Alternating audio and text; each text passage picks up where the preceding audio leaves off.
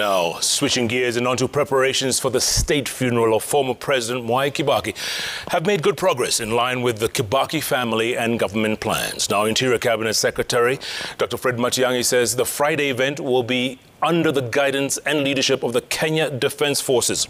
This comes as hundreds of Kenyans rushed to beat the deadline today of the viewing of the body, which has been lying in state at Parliament buildings for the last 3 days. We get more from our very own Raquel Mwigai.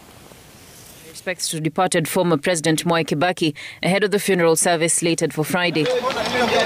As the 4:30 p.m. deadline neared, so did the numbers increase of those who wanted to honor the late president. It became more of a run to grab the small window of opportunity that remained. For some of those that did, it was from a sense of gratitude for the goodness of President Kibaki's deeds. So when Kibaki was in power, he remembered the officers, police officers, prison officers, and he increased our salary. Namkumbuka kwa sababu yeye ni image of the power of democracy, the power of revolution through the ballot. This comes as preparations for the state funeral to be held on Friday at Nyayo Stadium were declared complete. We all should be seated at 8 o'clock, and then we'll wait for the arrival of the body of His Excellency President Mwai Kibaki, as will be led by the KDF. And then we'll conduct the mass here until probably about 1 o'clock or thereabout before we disperse.